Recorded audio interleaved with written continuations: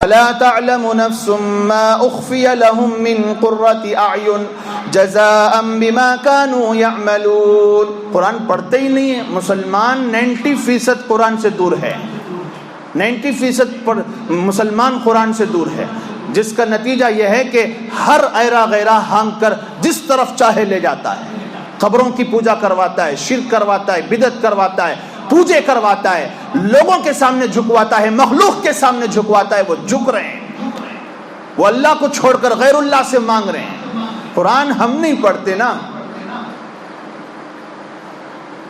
اللہ فرماتا ہے نیک لوگوں کے لیے بطور جزا، بطور بدلہ ایسی ایسی چیزیں تیار کی گئی ہیں کہ کسی نفس کو اس کی خبر تک نہیں ہے، ہم اس کا اندازہ نہیں لگا سکتے۔ یعنی دنیا کی چیزوں کو دیکھ کر ہم یہ قیاس نہیں کر سکتے کہ جنت کا شہد بھی ایسا ہی ہوگا، جنت کا دودھ ایسا ہوگا، جنت کی نہریں ایسی ہوگی۔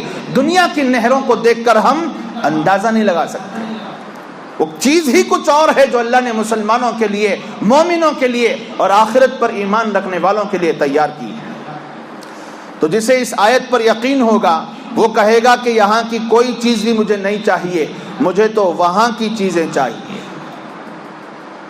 یہاں پر رکیے اور سوچئے کہ دنیا کے اندر آنے کا مقصد کیا تھا اور ہم کس میں لگے ہوئے ہیں، اور مقصد یاد دلانے کے لیے اللہ تعالیٰ نے اس وقت جو حالات کا جال بچھایا ہے اس پر بھی ہم لوگوں کو غور کرنا ہے۔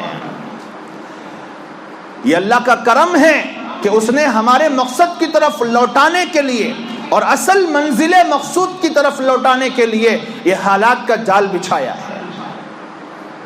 اگر اس کے باوجود بھی ہم لوگ اسی راہ پر چلتے رہے جس پر اب تک چلتے رہے تو خدا کی قسم اسی حال میں موت آ جائے گی، قبر میں چلے جائیں گے اور حقیقت اس وقت سامنے آئے گی جب عمل کا موقع نہیں ہوگا۔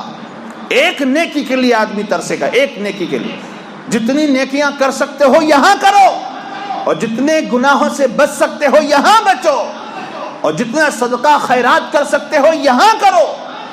جمانے میں کچھ نہیں رکھا، دینے میں رکھا ہے۔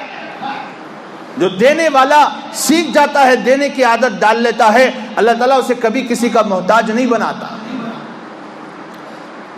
یہ بہت بڑی عبرت ہے اس وقت ہمارے لیے یہ حالات، اور امتحان ہے مالداروں کا اور امتحان ہے غریبوں کا۔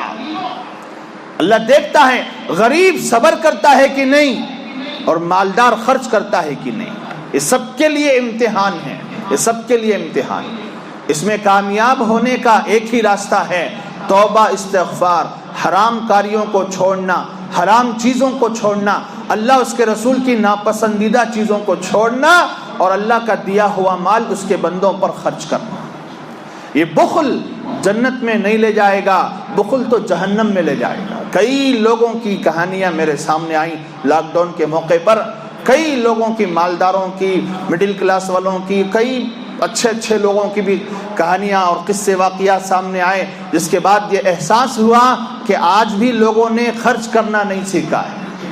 یہ سب برائے نام چل رہا ہے، کچھ مسجد کو دے دیا، کچھ مدرسے کو دے دیا۔ خرچ کرنا کسے کہتے ہیں؟ اگر سیکھنا چاہتے ہو تو صحابہ کی زندگیاں پڑھو۔ بہرحال